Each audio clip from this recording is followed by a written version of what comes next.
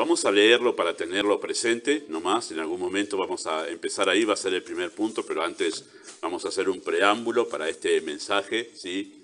Pero 1 Timoteo capítulo 3, verso 1 en sus Biblias, dice así de esta manera. 1 Timoteo es una carta en el Nuevo Testamento.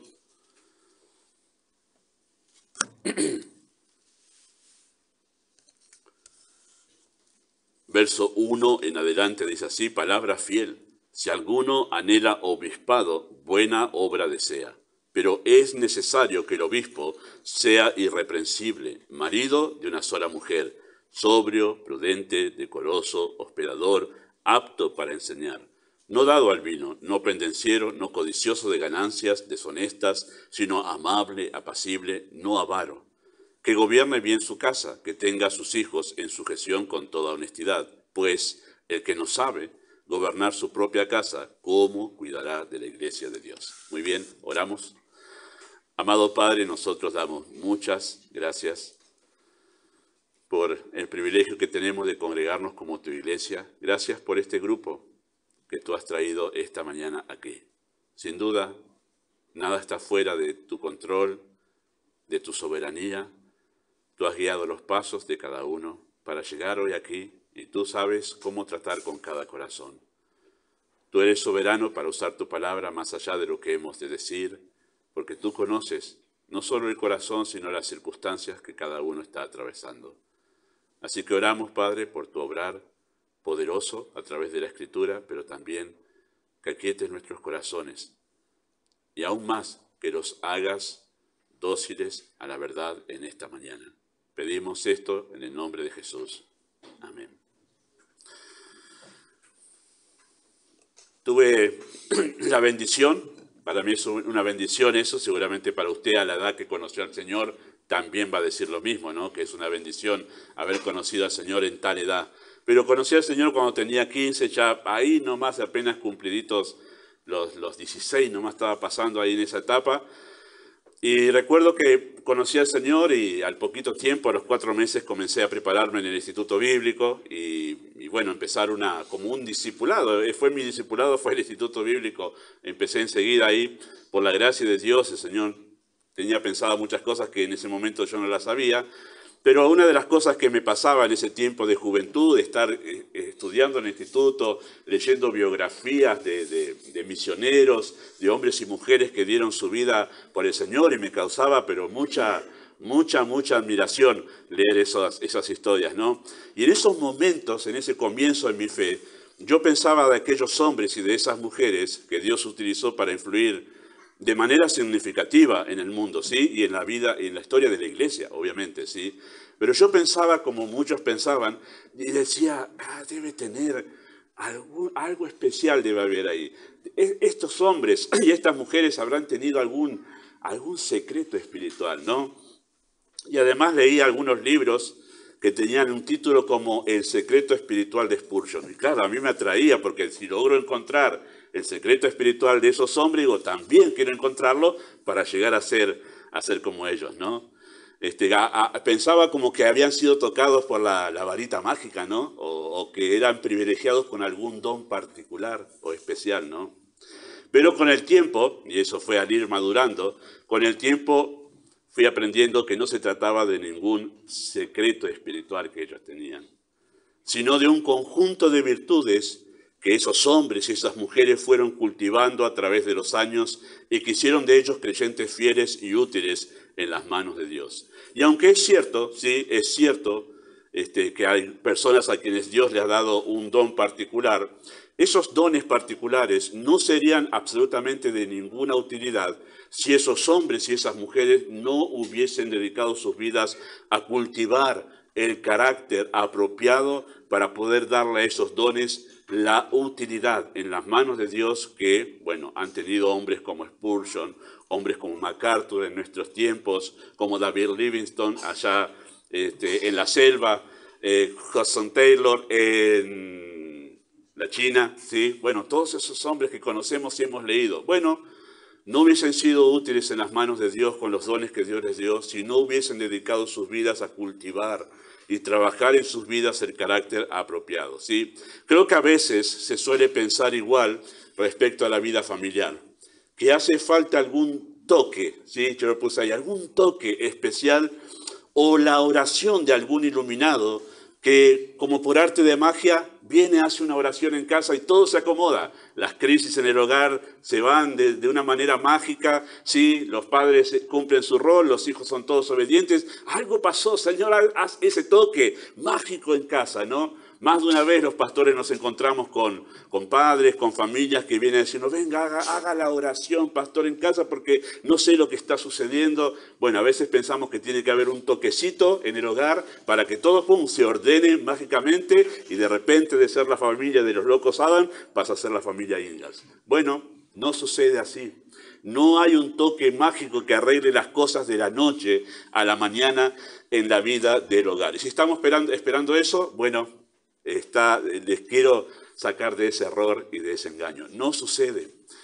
No sucede de ninguna manera de esa forma. Lo cierto es que un hogar funcionando bien, ¿sí? Es el resultado de mucho trabajo de verdad. Más es la palabra que encuentro, la expresión que encuentro en castellano, pero es más profundo el asunto. Es el resultado de mucho trabajo, edificando la vida familiar sobre sólidos fundamentos, ¿sí? Así como una casa necesita buenos cimientos, así el hogar necesita sólidos principios bíblicos que la sostengan. Todos los que nos hemos dedicado a estudiar sobre la vida del hogar, la vida familiar, todos sabemos que una de las figuras más apropiadas para hablar de cómo trabajar en la vida del hogar es la construcción de una casa de material, ¿no? Uno encuentra ahí realmente una buena analogía. Usted tiene que poner los cimientos, que es la parte que va a sostener todo lo que viene después, y después no solamente los cimientos, hay que empezar a edificar. Hay que empezar a edificar, y eso lleva mucho trabajo. Los que hemos hecho nuestra propia casa, donde hemos vivido desde que comenzamos nuestra vida familiar, nuestra vida matrimonial en nuestro caso, bueno, sabemos lo que lleva. Y uno empieza ahí teniendo una idea de cómo en tantos años o en tantos meses ya voy a terminar, y después cuando van pasando el tiempo dice, bueno, hasta acá está bien. No pusimos ahí en esa parte un revoque, no te das problema, lo importante está acá, y después cuando pasan los años digo, no, ya estoy cansado. Con esto ya está bien así, estamos bien. No, uno parece que no termina nunca de hacer la casa, ¿no? Y después de terminarla, si la termina, hay que mantenerla. Y viene la otra parte, porque a los 5 o 10 años usted está acá haciendo, pero se da cuenta que aquello que hizo hace 5 años, que, bueno, hay una buena analogía sobre lo que es la vida familiar, la relación entre los padres con los hijos, la vida conyugal. Todo es mucho trabajo. Todo cuesta mucho trabajo. Es el resultado de haber trabajado constantemente en la vida familiar. Y como toda casa que se construye, los cimientos es la parte más importante. Sumamente más importante y más costoso. Más costoso, ¿sí? Así como no puedes edificar una casa sin colocar primero los cimientos, tampoco puedes comenzar la vida familiar sin colocar como base los sólidos principios de la palabra de Dios, ¿sí? De eso estamos hablando en este mes, con la ayuda del Señor. Teniendo en cuenta que es el mes de los niños, estamos hablando sobre la vida familiar y siguiendo ese estudio sistemático que comenzamos en el mes de junio. Y estamos tratando de hacer esto, de poder dejar expuestos desde la Escritura los principios que van a sostener la vida de un hogar, ¿sí? Los sólidos principios que sostienen la vida de un hogar y sobre los cuales después hay que empezar a construir todo lo que vamos a estar hablando el mes de octubre en parte y después, obviamente, el año que viene con la ayuda del Señor. ¿Cuáles son esos principios que forman las bases de una vida familiar según la Escritura? Bueno, el primer fundamento es el compromiso matrimonial y fue lo que hablamos nosotros la semana pasada. La importancia, vimos que desde la Escritura es correcto delante de Dios, es bíblico delante de Dios, es correcto, ¿sí?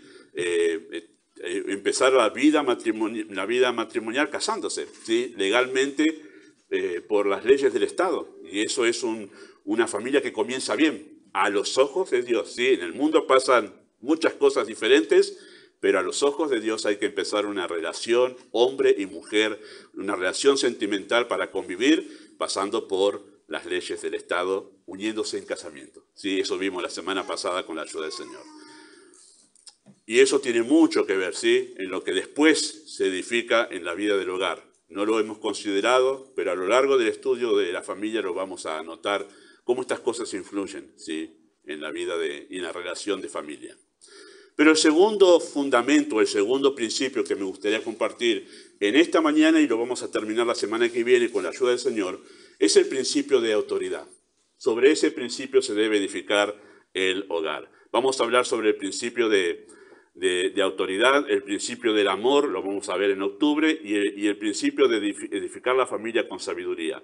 Entonces, compromiso, autoridad, amor y sabiduría son los cimientos que van a sostener una vida familiar, ¿sí? Principio de autoridad, y vamos a hablarlo en esta mañana. Así que cuando usamos la palabra, ¿sí?, al principio, nosotros nos referimos a que es una norma, ¿sí?, es una ley. A eso nos referimos cuando hablamos de principio de autoridad. La norma de autoridad, la ley de autoridad, ¿sí? Y al decir que el hogar debe funcionar bajo el principio de autoridad, lo que decimos es que en el hogar se vive sabiendo que hay una autoridad a la que se debe responder de determinada manera, ¿sí? El hogar va a funcionar de acuerdo al diseño de Dios cuando en el hogar se establezca el principio de autoridad como una norma. Que todos en el hogar, papá, mamá y los hijos, sepan que en este hogar nos regimos por este principio. Hay una autoridad a la que hay que responder, ¿sí? Ahora, esto es un resumen, esto es una síntesis. Dentro de este enunciado hay mucho que nosotros tenemos que exponer, y vamos a empezar a exponerlo en esta mañana. Pero eso es comenzar un hogar en la voluntad de Dios, ¿sí? Entonces, en primer lugar, sí, al decir eso, entonces en primer lugar nosotros vamos a preguntarnos ¿qué es? ¿Qué es autoridad? Y yo sé muy bien, por nuestra naturaleza pecaminosa, pero además por la cultura que nosotros tenemos en Latinoamérica, yo sé muy bien que la palabra autoridad suena un poco antipática, ¿sí? Suena un poco fuerte y es resistido esta idea de la autoridad. Es más, algunos dicen, no, autoridad no, amor en el hogar tiene que haber. Sí tiene que haber amor, sin duda, y vamos a hablar de eso, porque es uno de los principios. Pero amor sin autoridad, créanme que después se convierte en un hogar con libertinaje. Pero tiene que haber autoridad. ¿Qué es la autoridad? Bueno, la palabra autoridad viene del término, en su raíz viene del término autor. De ahí viene la palabra autoridad, de autor. Y de ahí viene el nombre Augusto, ¿sí? Tenemos un Augusto, ahí levanta la cabeza, ¿sí? De ahí viene el nombre Augusto, de autoridad, de autor. Y refiere a uno que crea y hace crecer. Un autor es uno que crea y a la vez hace crecer eso que ha creado, ¿sí? De ahí viene esa idea. Así que de ahí que siendo el autor la causa y quien sustenta a la cosa que ha creado, es el que tiene pleno derecho de hacer con lo suyo como mejor desea, ¿sí? Esa es la idea de autoridad. Yo creé, lo hago crecer, es mío porque lo creé, entonces como es mío, es de mi propiedad, yo tengo pleno derecho de hacer con eso que yo creé y que yo sostengo y sustento y lo hago crecer, lo que yo quiero. Es la idea que todos tenemos sobre lo nuestro, lo que es de nuestra propiedad. Esto me pertenece, derecho de propiedad. Como es mío, yo tengo derecho de hacer con eso como yo quiero. No decimos todos o pensamos todos, estoy en casa. Acá en casa, como yo quiero son las cosas. Es la idea que tenemos. La idea de que algo es mío y entonces tengo el derecho de hacer uso de eso como yo quiero. Bueno, de ahí viene la idea de autoridad, está relacionado con el derecho de propiedad. Y como Dios justamente es el autor de todas las cosas, Dios es quien ha creado todas las cosas, ¿sí? Es el que tiene pleno derecho de tener autoridad sobre toda la creación, ¿sí? La autoridad es el derecho exclusivo de Dios, que Dios tiene, de gobernar sobre su creación como a Él mejor le parece, debido a que Él es el creador de todas las cosas. Es un derecho legítimo de Dios. No hay nada en este universo, absolutamente nada, que no haya venido a la existencia, sino por el mandato de Dios, el creador. Por lo cual, en todo el universo, no solo en este mundo, sino en el universo, todo lo que conocemos de las cosas que existen, Dios tiene pleno derecho a gobernar sobre eso. O sea, Dios tiene autoridad sobre todo eso. Y al decir que Dios tiene plena autoridad sobre eso, significa que Él tiene pleno derecho de hacer con cada una de las cosas en su creación como Él quiere. Eso es autoridad. El autor, por derecho de propiedad, tiene de pleno derecho, legítimo derecho a hacer con eso como Él quiere. ¿Sí? Así que la autoridad es un concepto divino. O sea, la autoridad existe porque Dios existe. La autoridad existe porque existe un autor, un creador de todas las cosas. ¿Ha notado? La autoridad no es un concepto humano. La autoridad es un concepto divino que existe porque existe un creador.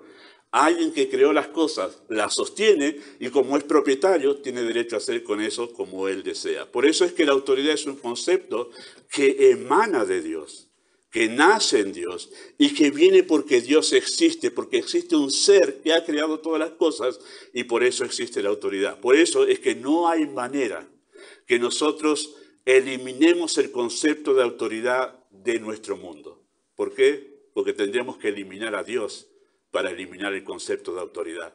Y por eso es que alguien, obviamente influenciado por el enemigo, ha tratado de crear la idea de que no existe un creador, sino que el ser humano se creó a sí mismo, como por arte de magia sería. Es más fácil creer en la magia que en la teoría de la evolución, donde no existe un Dios, un creador, sino que el ser humano vino de una explosión.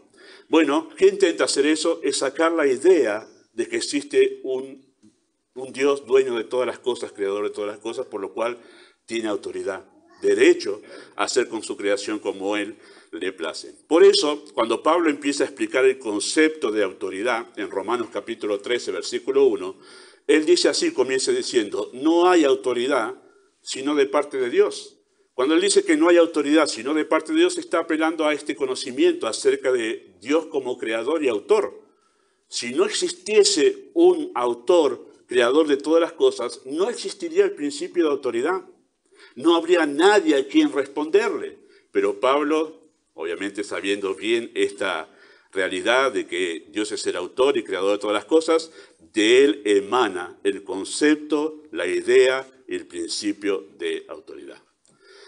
Así que autoridad es una ley universal, ¿sí? Por el solo hecho de que Dios creó todo bajo el mismo principio. ¿Cuál fue el principio bajo el cual Dios creó todas las cosas? Dijo Dios, sea, y fue hecho. ¿Sí? Todo vino a la existencia como respuesta al mandato de Dios. Así Dios decidió crear este universo. Podría Dios haberlo hecho de 1.000.000 de maneras diferentes, pero Él eligió hacerla en respuesta al mandato de su voz. Mandó a las cosas que no existían, que existiesen, dijo Dios, sea, del verbo ser, de existir, y las cosas fueron. ¿Por qué lo hizo así? Para dejar asentado que Él es el creador y que Él es el que tiene pleno derecho de esa cosa que existe. Es el que tiene plena autoridad sobre esa cosa que existe, ¿sí? Dios hizo pleno derecho, pleno uso de su autoridad cuando creó todas las cosas, y al hacer uso de su autoridad cuando creó todas las cosas, condicionó el universo, al universo en sí, a funcionar bajo este principio. ¿Cuál principio? De responder a la voz de aquel que es el autor de todas las cosas. Y por eso, cada institución que Él creó para llevar adelante sus propósitos funciona bajo este principio de autoridad. Hay alguien que gobierna y hay quienes deben responder a esa forma de gobierno. Ese principio estableció. ¿Ha notado usted cuando entra el libro de Génesis, capítulo 1, y ve el relato de la creación, que no hay mucho detalle de cómo Dios formó las cosas en sí, o sea, cómo fueron creciendo, detalle de cómo son? No hay detalles de eso. ¿A qué se dedica el libro de Génesis, capítulo 1, cuando Moisés está escribiendo ese libro y habla acerca de la creación? Hay un acento en Dios dijo y fue hecho. Dios dijo sea y fue hecho. Dios mandó y vino a él. Hay un acento sobre eso. Porque la intención de Moisés, inspirado por el Espíritu de Dios, es que entendamos que desde el comienzo Dios deja asentado su autoridad. Yo soy quien gobierna sobre todo. El principio de autoridad es lo que rige este universo. ¿Ha notado cómo comienza el Evangelio de Juan? Ustedes que son lectores de la Escritura. En el principio era el Verbo, y el Verbo era con Dios, y el Verbo era Dios, hablando de Cristo como el Verbo de Dios, ¿sí? Todas las cosas por Él fueron hechas. Sin Él, nada de lo que ha sido hecho fue hecho. Interesante que el Evangelio de Juan comienza con la misma idea de Génesis capítulo 1, dejando asentado que Cristo es Dios, y por ser Dios Él tiene plena autoridad y derecho sobre todas las cosas. Es interesante que antes de hablar del Dios de amor, la Biblia comienza hablando del Dios como la autoridad universal. Y la Biblia va a hablar del Dios de amor, pero antes que todo dice, yo soy la autoridad en este universo. ¿Sí? Y cada una de las instituciones que Dios creó en este mundo, ¿sí?, las creó bajo este principio, para que funcionen bajo este principio. Hay una autoridad y hay que responder a esa autoridad. Ahora, esto no debe sorprendernos, queridos hermanos, a nosotros, que Dios haya establecido un principio de autoridad sobre el cual se rigen todas las cosas. No lo pensamos nosotros todo el tiempo, pero es así. De manera natural, ¿sí? De manera natural, porque nosotros venimos de Dios. Pablo dijo que nosotros vivimos en Él, existimos en Él, dependemos de Él, porque venimos de Dios. Todos esperamos ver esa figura de autoridad en distintos ámbitos de la vida humana. Dígame si usted no ve un equipo de fútbol y cuando el equipo está funcionando mal, para los futboleros digo esto, ¿no? El equipo está funcionando mal, ¿sobre quién hacemos recaer la responsabilidad? ¿A quién echamos primero? Al director técnico. La figura de autoridad del equipo. Después vemos los jugadores a quienes tenemos que sacar, pero el asunto es que el primero que cae es el responsable máximo, que es la figura de autoridad en un equipo. Y todos esperamos ver eso. No solo eso, sino que todos en verdad de manera natural sabemos que un equipo tiene que tener a alguien que lo dirija. Si no, vaya a ver los líos que se arman entre los deportistas cuando el director técnico no tiene autoridad sobre su equipo, ¿no? Van y pechean a Messi, y le quiere sacar el penal a otro, pero tiene que haber uno dirigiendo, ¿no? Ahí. Estoy hablando de las noticias de este último tiempo. Si usted no es futbolero, va a decir, ¿qué está diciendo el pastor? Soy futbolero. Sí, esperamos ver esa figura de autoridad en un equipo deportivo, en un regimiento del ejército. Esperamos. Nosotros vemos regimiento y decimos, ¿dónde está el general? ¿Dónde está el que manda? Esperamos ver esa figura de autoridad guiando un ejército, ¿sí? Esperamos eso también en una orquesta de músicos. Si hay una orquesta, ¿y a quién esperamos que esté ahí para dar el inicio, para que comiencen las cosas? El director. Esperamos que haya una figura de autoridad allí, guiando a esa orquesta, diciéndole a cada uno cuándo tiene que participar para que realmente en conjunto ellos puedan ejecutar una pieza hermosa, ¿sí? Vemos también esa necesidad o esperamos ver esa figura de autoridad en un Estado. Y vaya que temblamos, ¿verdad? Cuando empezamos a escuchar que el presidente tiene problemas de salud, enseguida hoy fue llevado y ya estamos todos temblando porque no puede haber un Estado sin esa figura de autoridad que está gobernando el país, ¿sí? También nosotros esperamos ver esa figura de autoridad en una escuela. Cuando llegamos a la escuela, ¿por quién preguntamos? Por la directora, la figura de autoridad. Y si pasa algo en la escuela, ¿a quién van los padres a hablarle? Bueno, primero van a la maestra, que es la figura de autoridad en el aula. Y después, si eso no hay respuesta, ¿a dónde vamos? Y sí, a la directora. Pero todos esperamos ver una figura de autoridad en los distintos ámbitos de este mundo. Y podríamos seguir nosotros así, enumerando distintos ámbitos en esta vida, ¿sí? Donde sea, una empresa, una fábrica, y siempre nosotros sabemos que tiene que haber una figura de autoridad. Es algo natural. Lo esperamos en una iglesia, ¿no? Es así. Esperamos. Imagínense que usted llegó hoy y yo no estoy. ¿Y todos qué estarían haciendo? ¿Qué pasó? ¿Y quién se encarga ahora de...? Porque todos esperamos una figura de autoridad. Todos esperamos una figura de autoridad, ¿sí?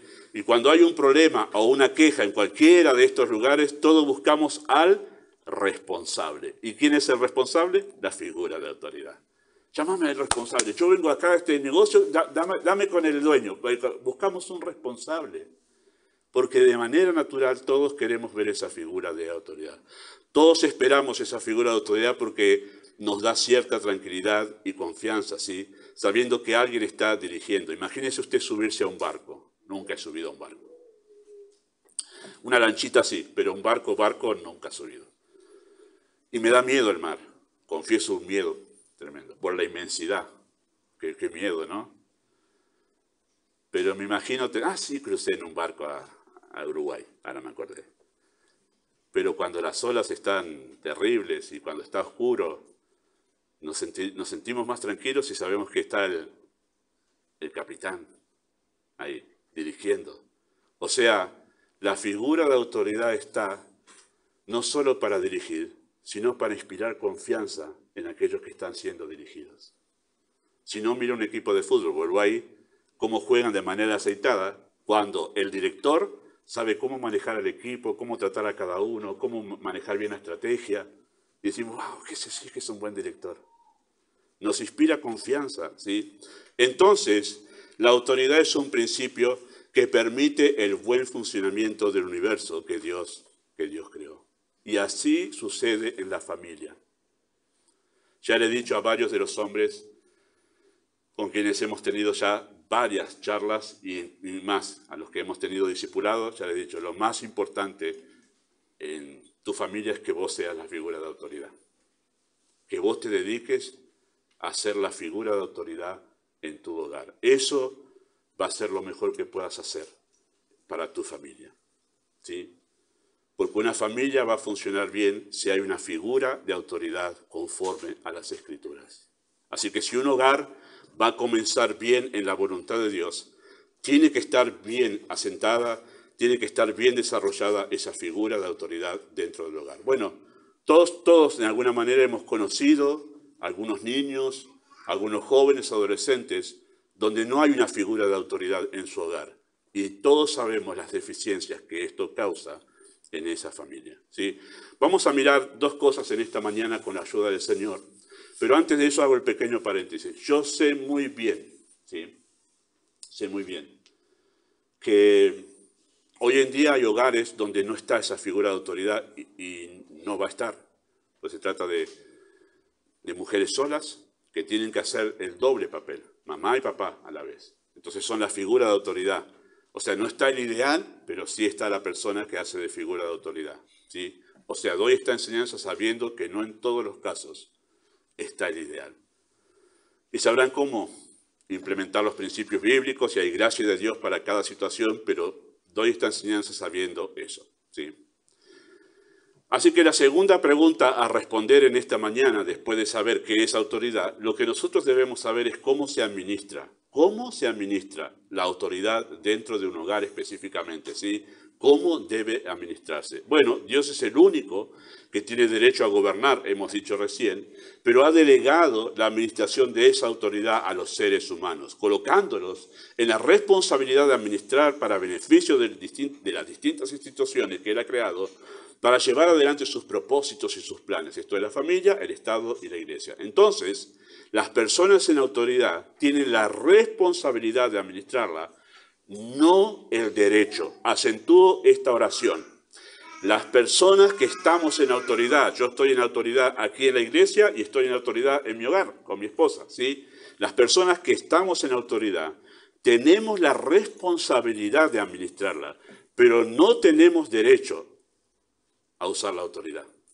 Porque hay uno solo que tiene derecho a ejercer autoridad, a hacer uso de autoridad. Es Dios. Es el único creador. Todos los demás, y hablo a todos los hombres aquí, tenemos responsabilidad, pero no un derecho. El derecho es solo de Dios. Nosotros simplemente administramos algo que el dueño de la autoridad nos da para que la administremos durante un tiempo en este mundo, ¿sí? Entonces la pregunta a responder es cómo administrarla. ¿Cómo administrar esa autoridad? Por eso tengan cuidado, papás, en sus hogares. Porque vos me tenés que obedecer así, porque yo tengo el derecho. No, no tiene ningún derecho. Usted tiene la responsabilidad de ejercer autoridad sobre la vida de sus hijos, pero no el derecho. El derecho es de Dios. Y eso debe causar temor a nosotros para saber cómo usamos la autoridad en nuestros hogares, ¿sí?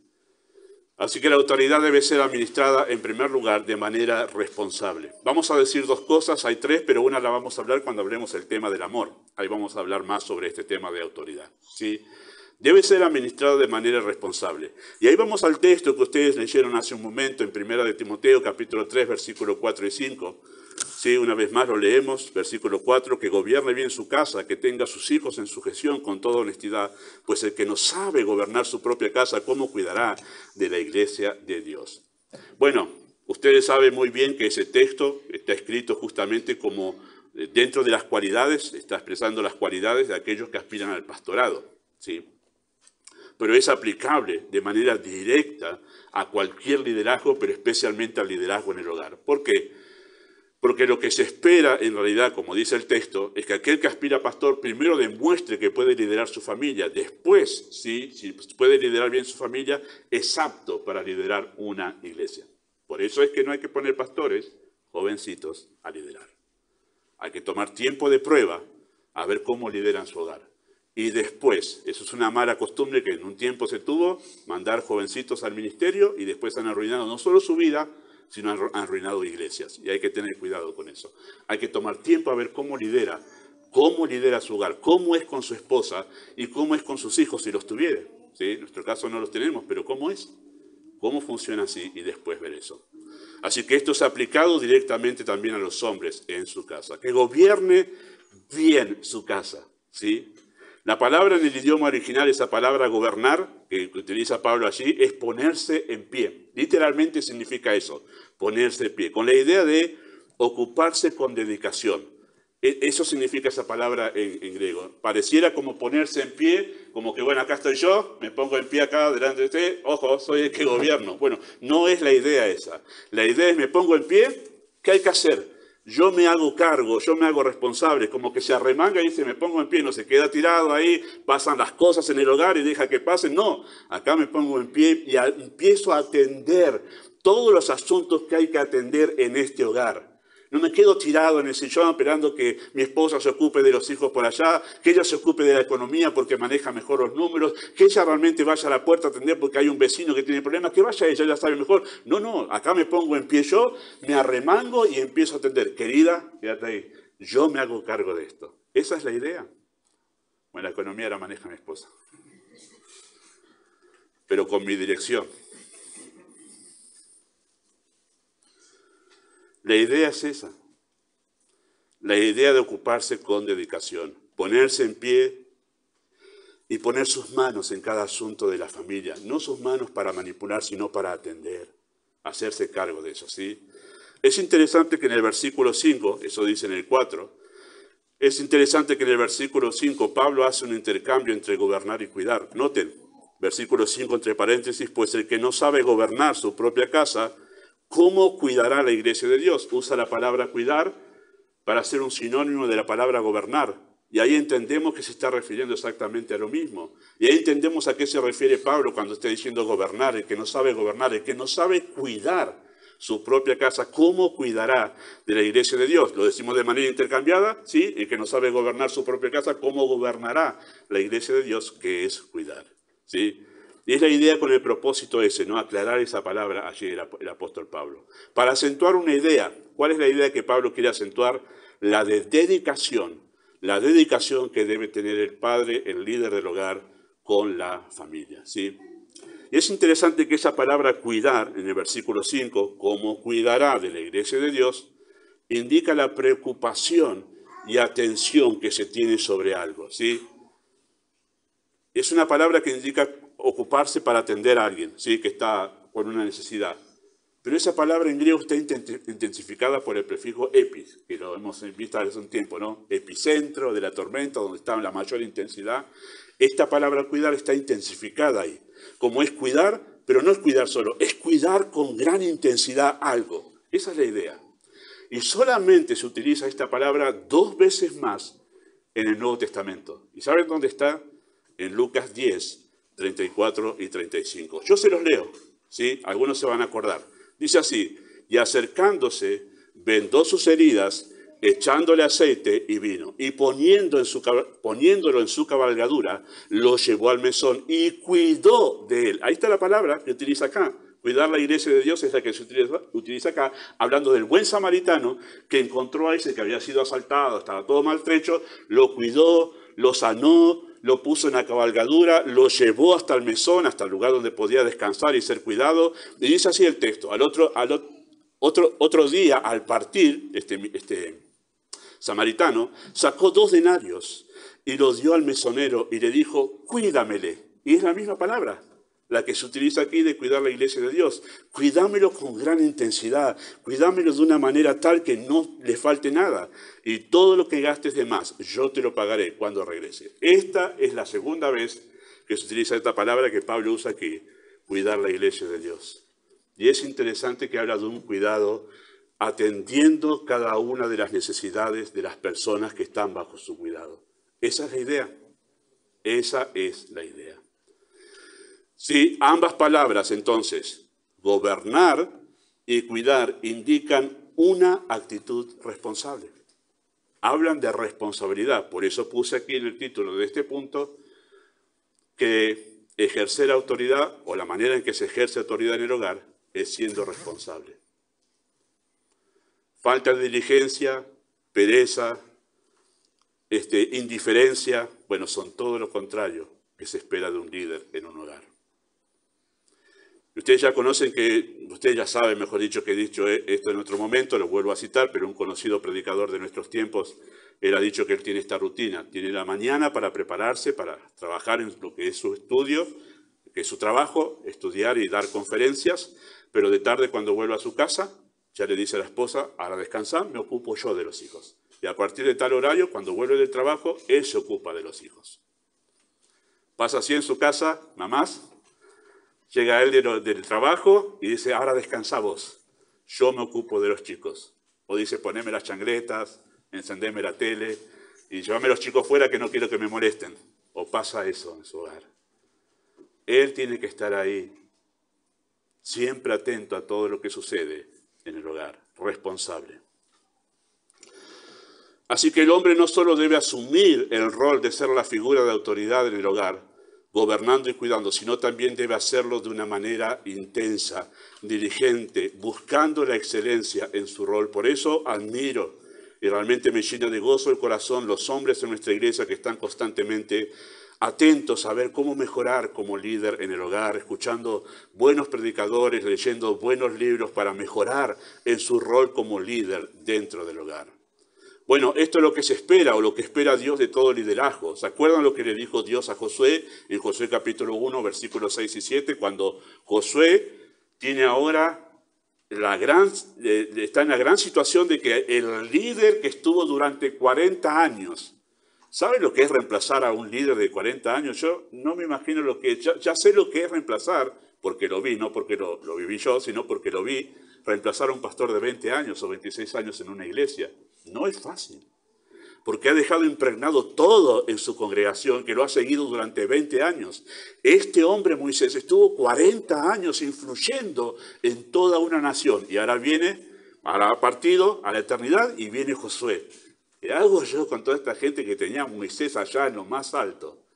Y entonces Dios le dice, esfuérzate y sé valiente. Y en versículo 7, solamente esfuérzate y sé muy valiente. Y al final del capítulo 1, la congregación le dice, nosotros te vamos a seguir como seguimos a Moisés. Solamente que, ¿qué? Que te esfuerces y seas muy valiente. Solo esperamos eso. ¿Qué le está diciendo? Que seas responsable. Eso estamos esperando, porque lo que vimos en Moisés es un líder responsable. Y lo que queremos ver en vos es un líder responsable, que se hace cargo realmente del liderazgo en esta nación. Por eso Dios dice, esfuérzate, esfuérzate. Da más allá del 100% en esta tarea de liderar. No pienses que las cosas van a solucionarse como por arte de magia. No te acobaches, no te escondas, no huyas de la responsabilidad. Esfuérzate y sé valiente, ponete al frente en cada asunto en este hogar. Que no sea que tus hijos tengan que salir a buscar ayuda en otro lugar porque tú no te haces cargo. Que no sea que tu esposa tenga que salir a buscar ayuda en otro lugar porque no encuentra en vos tranquilidad y confianza. Hazte cargo. Hazte cargo. Esfuérzate y sé valiente. Eso es lo que se espera de un liderazgo bien ejercido en un hogar. Responsabilidad. La gran tentación de los hombres en todos los tiempos fue el distraernos de nuestra responsabilidad o el de no querer asumirla. Y ha sido esa falta de responsabilidad lo que ha dañado no pocas familias. El gran engaño de nuestros tiempos con los hombres es el entretenimiento, el Dios del entretenimiento. Es el gran problema de los hombres en esta época. Todo el tiempo que pasan con jueguitos. Se nota, piensa usted, hombre que es creyente, ¿qué le dirá el Señor cuando Él le pida cuenta por el tiempo que usted pasó jugando a la Play? ¿Qué premio le dará el Señor por eso? Piensa que tendrá un premio en la eternidad en vez de haber usado ese tiempo para orar por su esposa, para orar por sus hijos, para atender las cosas en el hogar que hay que estar atendiendo. Los hombres, no jóvenes, no adolescentes ya, no niños, sino hombres que tienen a cargo en su hogar, deberían haber muerto ya a todas esas cosas y ocuparse del hogar. Y ocuparse del hogar. No, porque yo necesito un tiempo para mí. Un hombre de verdad ya ha muerto a eso. Ha muerto a sí mismo. Y ya no usa esa, necesito un tiempo para mí. No, tu esposa necesita un hombre que estoy para ti hasta que me desangre. Eso necesita tu hogar. Eso necesita un hombre responsable. Y es interesante que ese hombre al que Dios le dijo, esfuérzate y sé valiente, gastó su vida luchando. Si usted lee el libro de Josué, batalla que llevaba adelante Josué, hasta que se tuvo que despedir porque ya pasó a la eternidad.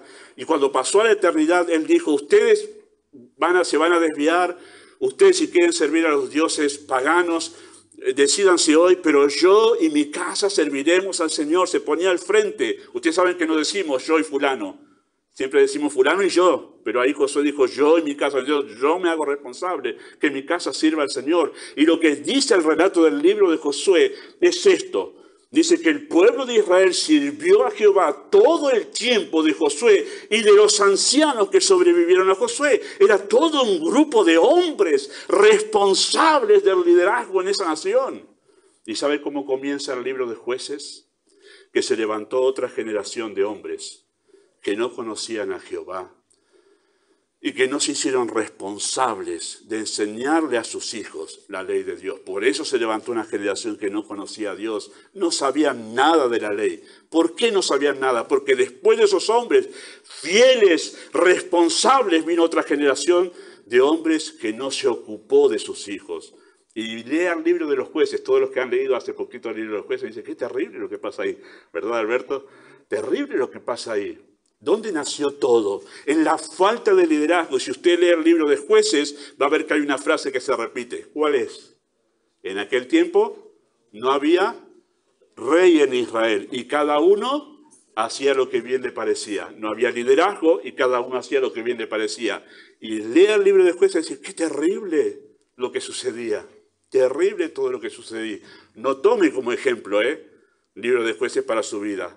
Es un relato nomás de algo que pasó que no sirve de ejemplo para nadie. Para nadie. En el capítulo 19 hay una mujer descuartizada y sus pedazos desparramados por todo Israel.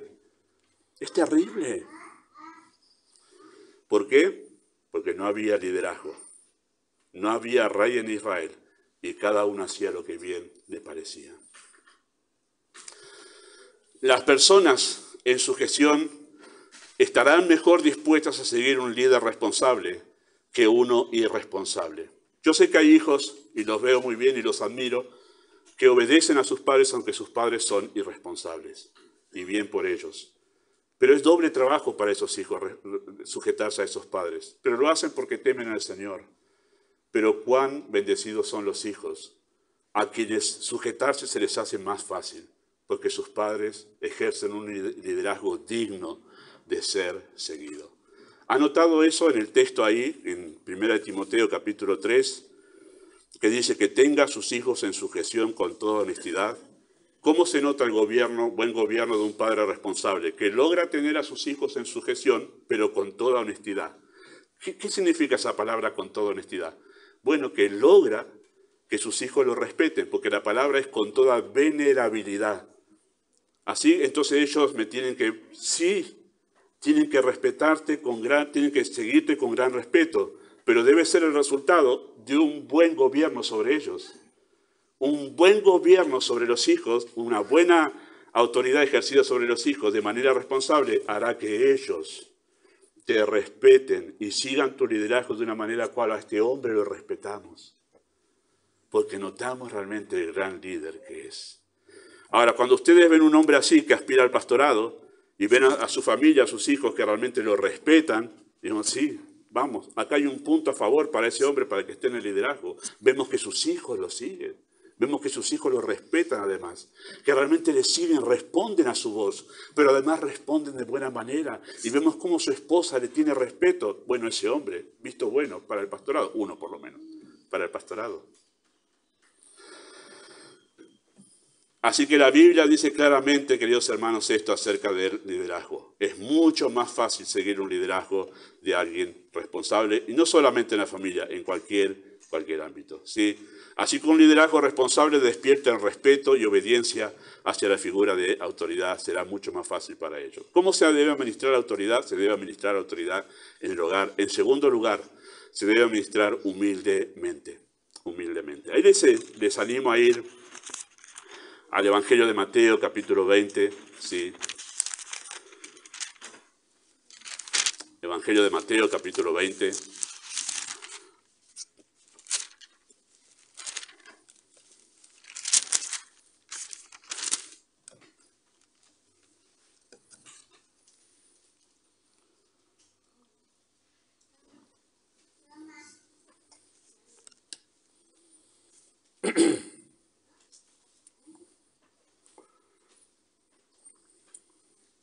Vamos a leer el verso 20 en adelante, aunque tienen 25, pero vamos a leer el 20 para entender el contexto, porque el contexto es impresionante.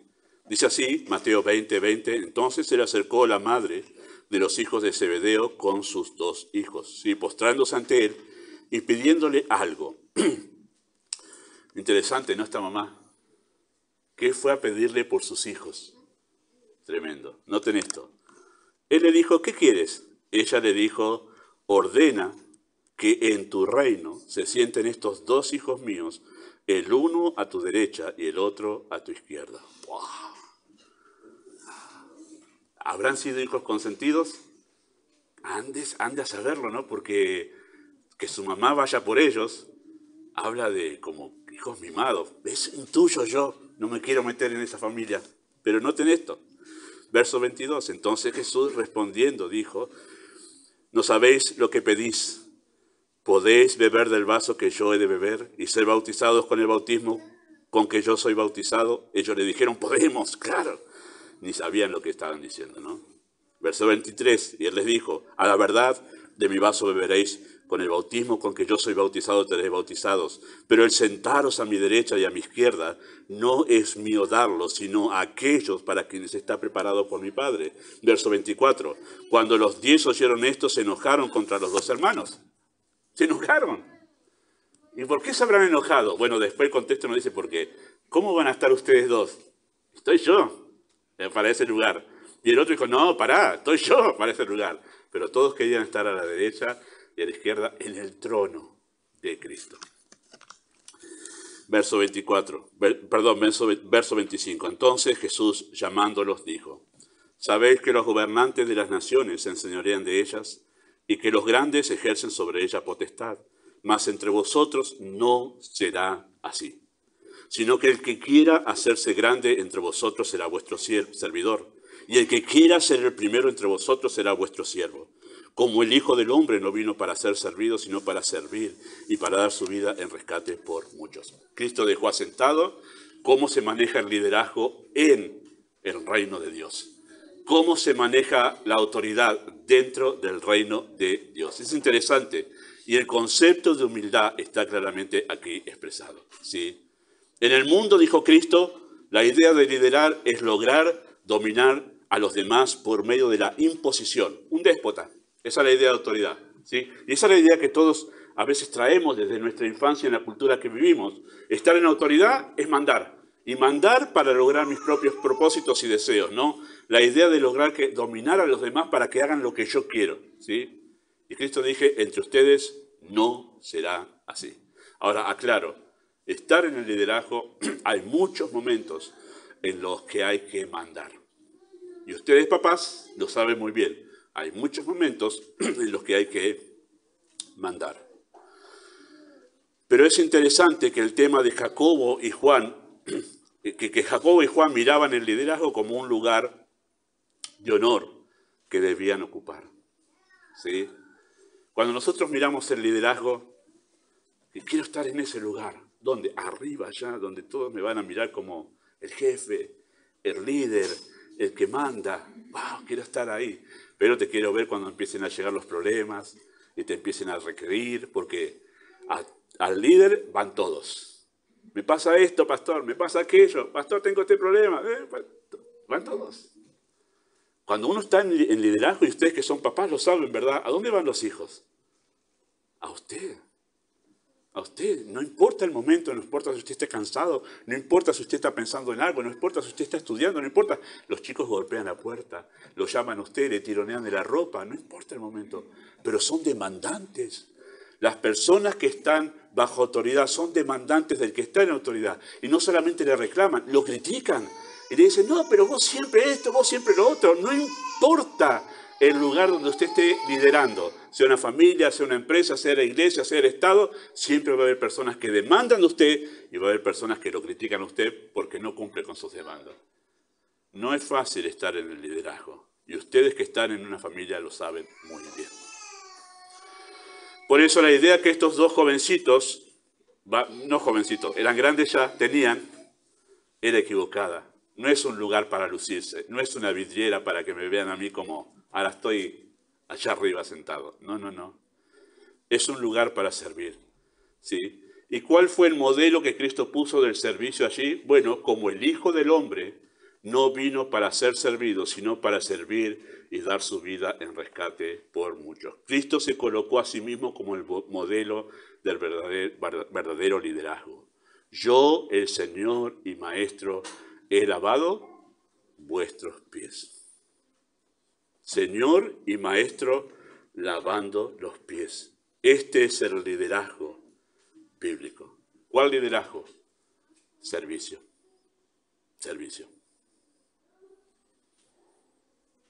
Eso es un liderazgo en humildad, que en lugar de usar las personas para mis propósitos, yo sirvo a las personas.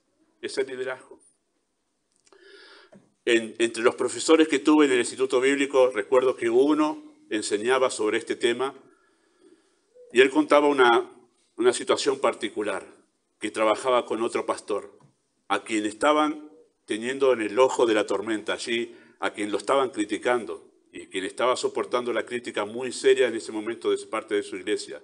Ese otro pastor que lo ayudaba le dijo, fulano, dedícate a trabajar. Deja eso de lado y vos serví, seguí sirviendo. Y es interesante el consejo que le dio. Porque al seguir sirviendo, seguimos demostrándole a esa gente que critica que uno sigue liderando más allá de las críticas. Sigue sirviendo en humildad, porque el servicio es la manifestación de la humildad. Siempre pensamos nosotros, a veces pensamos que la humildad es andar con la cabeza agachadita, cohibido, cerrado, humilde. Humildad es servicio. La humildad es servicio. Cuando yo me dispongo a servir a los demás y me niego a mí, dejo lo mío para servir a los demás, eso es humildad. Y un liderazgo en humildad es cuando yo me niego a mí mismo, aún estando cansado, para poder servir a los demás. Y ese es un liderazgo bíblico. Así es como se debe administrar la autoridad. Y les digo, es mucho más fácil obedecer y seguir a alguien humilde, que se desvive por guiarnos, por apacentarnos, por cuidarnos, estoy hablando del hogar, que obedecer a alguien que sabemos que es un egocéntrico centrado en sí mismo. Piensa en esto, papá, piensa en esto, mamá, ustedes que tienen hijos y saben, hijos varones especialmente, a quienes deben preparar para liderar, y esto vamos a hablar la semana que viene con la ayuda de Dios, porque vamos a hablar acerca de cómo responder al liderazgo. Enséñele cómo sujetarse. Vamos a hablar de eso la semana que viene. ¿Saben por qué? Porque alguien que sabe sujetarse va a saber cómo liderar. Liderar de una manera bíblica. Porque aquellos que saben sujetarse son los que uno piensa, él puede ser un buen líder.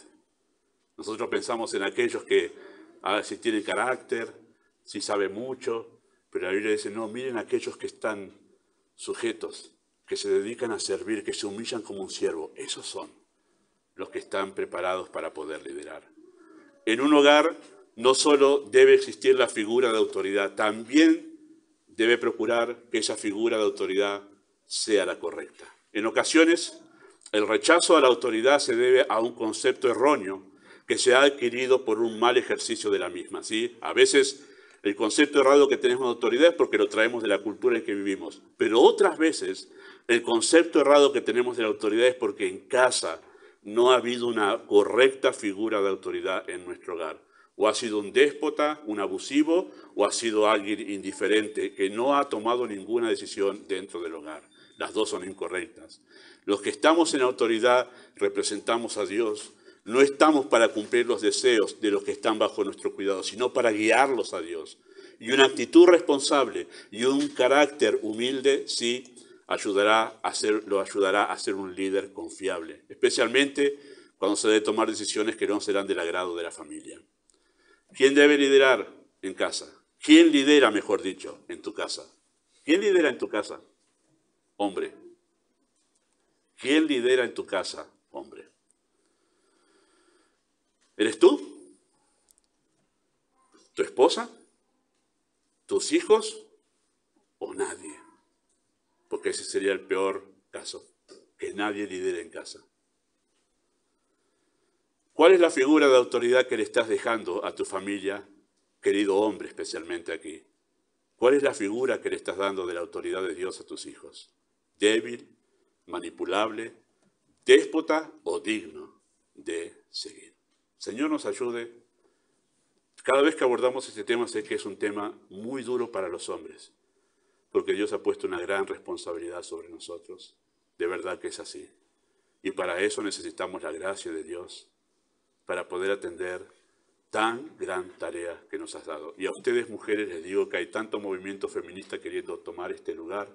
Les digo, ustedes deberían sentirse aliviadas de que Dios puso esta enorme carga sobre los hombres y no sobre ustedes. Y oren por tener en sus hogares líderes responsables y humildes, para que ustedes puedan sentirse confiadas y seguras bajo la protección de un liderazgo bíblico. Amado Dios y Padre Celestial, rogamos que seas tú el que obres a través de esta enseñanza. Pedimos, Padre, que tú seas glorificado, honrado por tu palabra. Pero, Padre, rogamos especialmente que seas honrado y glorificado en los hogares de las familias de esta iglesia. Danos hombres responsables, hombres humildes. Danos hombres, Señor, que puedan inspirar confianza en sus hijos, que puedan inspirar confianza en sus esposas, que puedan inspirar admiración de su familia.